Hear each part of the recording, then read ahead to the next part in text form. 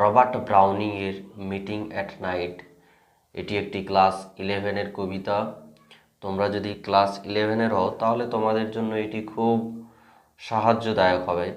তো ভিডিওটিকে স্কিপ ছাড়াই দেখবে, তাহলে তোমাদের বুঝতে সুবিধা হবে। আমি আজকে meeting at night bye Robert Browning এই কবিতাটি লাইন বাই লাইন ধরে ধরে আলোচনা করব।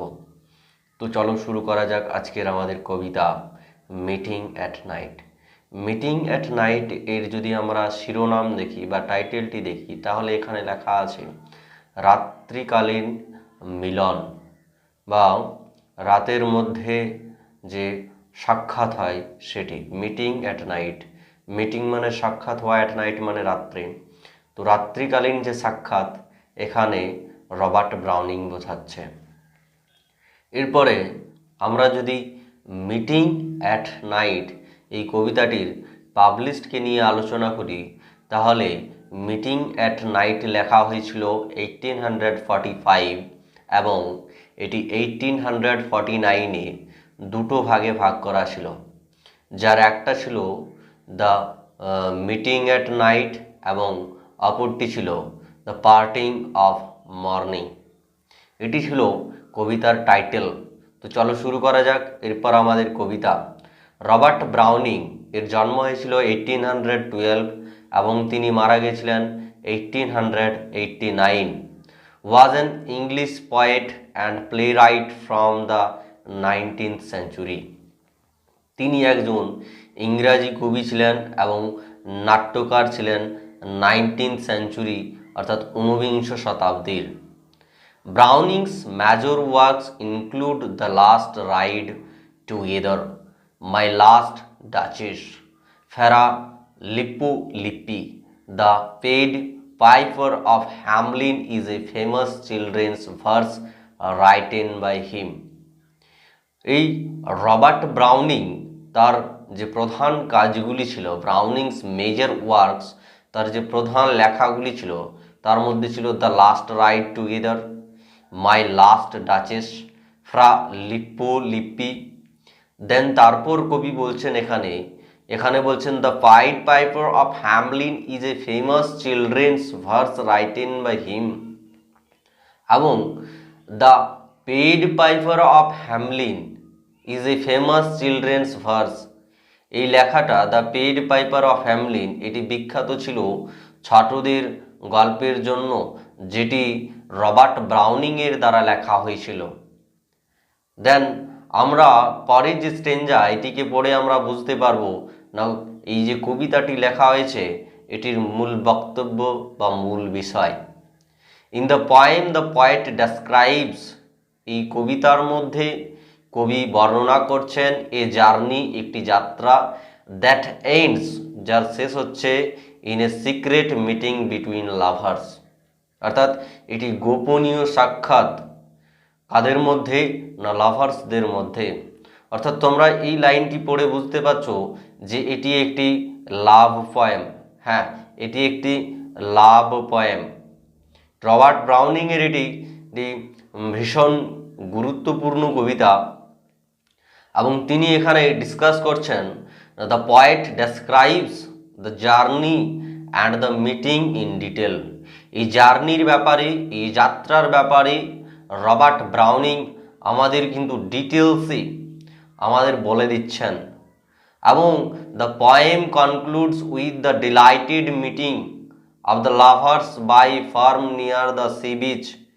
এই কবিতাটি আমাদেরকে বলে দিচ্ছে আনন্দ, সাক্ষাতের যে আনন্দ এই দুজন লাভারের মধ্যে একটি খামার বাড়ির পাশে তাদের, এই কথাটি বলে দিচ্ছে এই খামার বাড়িটি রয়েছে সমুদ্র তটের। তো চলো এরপরে আমরা শুরু করি আমাদের মিটিং অ্যাট নাইট। এখানে বলছে the grey sea and the long black land.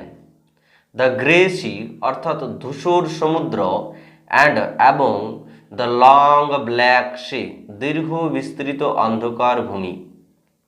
এখানে লাইনটি বলছে যে ধূসর সমুদ্র এবং দীর্ঘ বিস্তৃত অন্ধকার ভূমি, অর্থাৎ কবি একটি সমুদ্র পথে পাড়ি দেবে বা যাত্রা করবে এবং তার যে বিলাভেড রয়েছে, তার যে প্রেমিকা রয়েছে, এই প্রেমিকাকে সাক্ষাৎ করতে হলে তাকে এই সমুদ্র পার হতে হবে। এই জন্যই কবি কিন্তু তার যাত্রার বর্ণনা করছে। কি বলছে?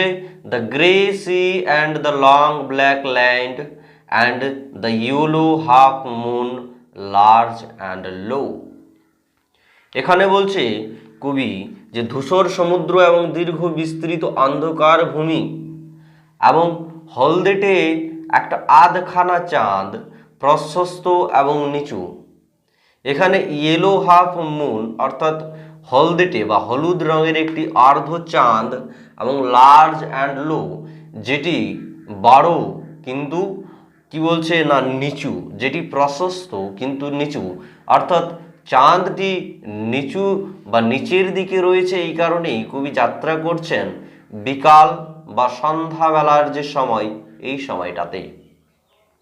সেই সময়টাতে সন্ধ্যা হয়ে গেছে এবং আকাশে চাঁদ দেখা যাচ্ছে, যার রং হচ্ছে হলদেটে, এবং যে এই যাত্রা শুরু করছে, অর্থাৎ চাঁদটিও তার যাত্রা শুরু করছে সেই প্রথম সেই ছোট অবস্থা থেকে, অর্থাৎ সেই আধখানা চাঁদ থেকে। এখানে কবি বলতে চাইছেন যে ইয়েলো যে হাফ মুন রয়েছে, অর্থাৎ অর্ধ যে চাঁদ রয়েছে, সেটি প্রশস্ত এবং নিচু, লো অর্থাৎ দিগন্ত রেখা বরাবর রয়েছে, তাই একে লো বলা হয়েছে। and the startled little waves that leap in fairy ringlets from their sleep। অর্থাৎ কবি এই সন্ধ্যায় তার যাত্রা শুরু করেছে নৌকার মধ্যে। এখানে কবি বলছে যে and the startled little waves that leap, এবং চমকিত ছোট্ট ঢেউগুলি লাফাচ্ছে, অর্থাৎ কবি নৌকোর মধ্যে তার যাত্রা শুরু করেছে। স্টার্টলেড মানে হলো চমকিত, লিটিল ওয়েভস মানে ছোট্ট ছোট্ট যে ঢেউগুলি উঠছে সেগুলিকে বোঝানো হয়েছে। আর LEAP লিপ, লিপ মানে কিন্তু লাফাচ্ছে, লাফানো।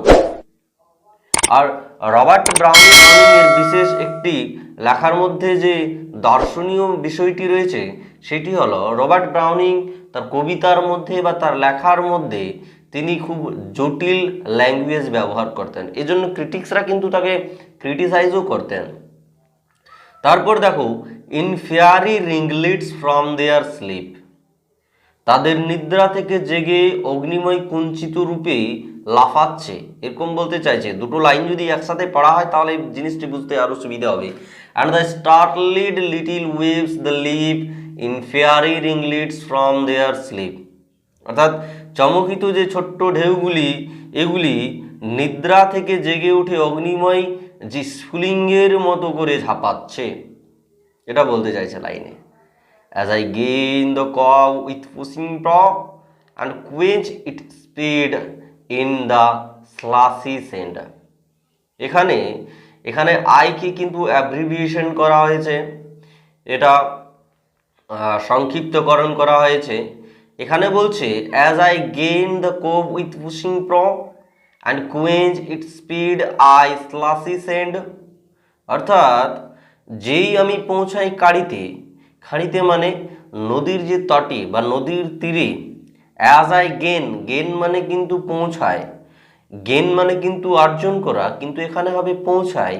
দ্য কোভ অর্থাৎ খাড়িতে, উইথ পুশিং প্রো অর্থাৎ নৌকা ঠেলে বা নৌকার যে অগ্রভাগটা থাকে, এখানে প্রো মানে নৌকার যে অগ্রভাগ, এই নৌকার অগ্রভাগকে বোঝানো হয়েছে। তাহলে নৌকার অগ্রভাগ ঠেলে আমি যেই কাঁড়িতে পৌঁছাই, তারপর কবি বলছে and quench it speeds in the slushy sand, অর্থাৎ এবং এর কোয়েঞ্চ মানে হলো প্রশমিত হওয়া বা কমে যাওয়া।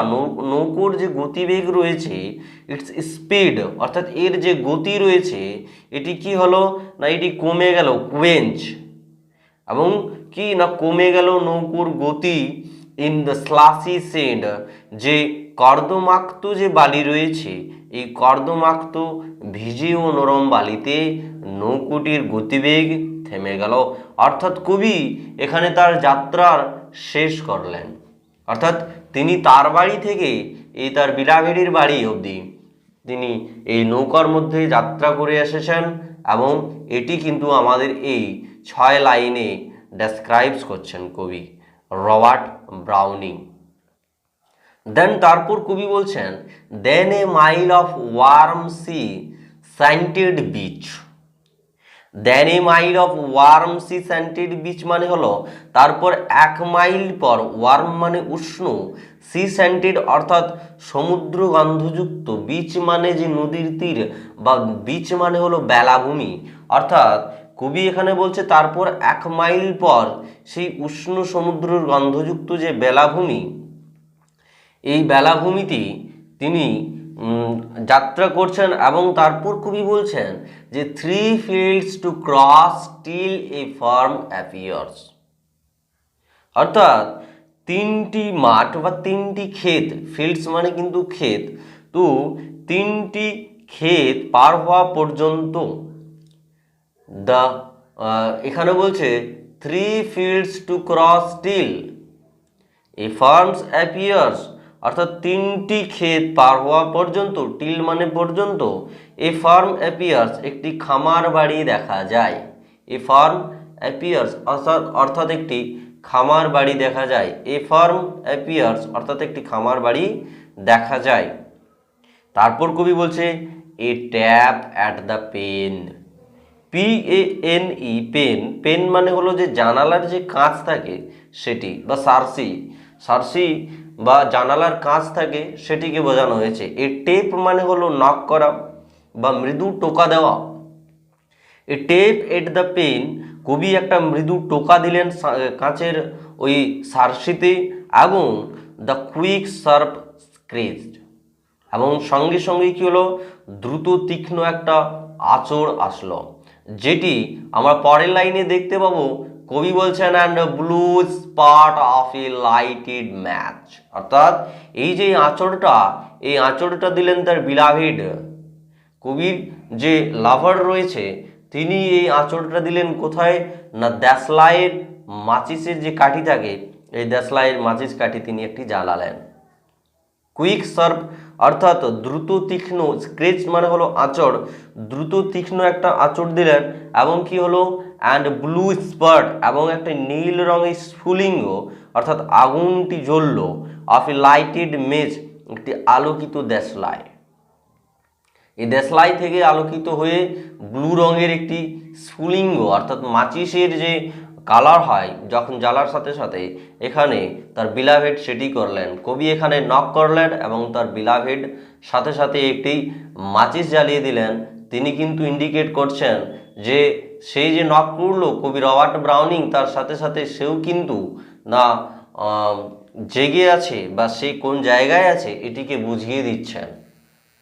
দেন তারপর দেখো, and a voice less loud through its joys and fears, এবং একটি কণ্ঠস্বর, এই ভয়েস মানে হলো একটি কণ্ঠস্বর, লেস মানে হলো কম, লাউড মানে হলো উচ্চ, অর্থাৎ একটি কণ্ঠস্বর কম এবং উচ্চ, থ্রু এর মধ্য দিয়ে, ইটস জয়েস অ্যান্ড ফিয়ার্স ইহার আনন্দ এবং উদ্বেগ বা ভয়। দেন তারপর কি হলো, টু হার্টস, তারপর দুটি হৃদয়ের বিটিং, স্পন্দনে যে তাদের দুজনের হৃদয় রয়েছে, এই দুজনেরই হৃদয়ের স্পন্দিত হলো একে অপরের সাথে, ইচ টু ইচ, অর্থাৎ একে অপরের সাথে, এবং এভাবেই তাদের এই দ্য মিটিং অ্যাট নাইট যে রবার্ট ব্রাউনিং এর কবিতাটি, এই কবিতাটি শেষ হচ্ছে। এর সাথে সাথে তোমাদের আমি বলে দিই, এই কবিতাটি রবার্ট ব্রাউনিং এর লেখা, সাথে সাথে এর যে র্যাম স্কিম, অর্থাৎ এটি 12 লাইনের একটি কবিতা, এবং এর যে র্যাম স্কিম রয়েছে সেটি হলো A B C C B A। তারপর যে দুটো লাইন রয়েছে সেটি হলো না D E F F, দেন তারপর যে শেষে রয়েছে সেটি হলো ED। এগুলি ছিল কবিতার র্যাম স্কিম, অর্থাৎ এগুলি লেখা হয়েছে এই র্যাম স্কিমে। এরপর তোমাদের যদি কোনো প্রশ্ন থাকে তাহলে তোমরা অবশ্যই কমেন্ট বক্সে জানাতে পারো এই কবিতার বিষয় নিয়ে। তো আজকের যে আমাদের কবিতা এখানেই শেষ হচ্ছে। Thank you all of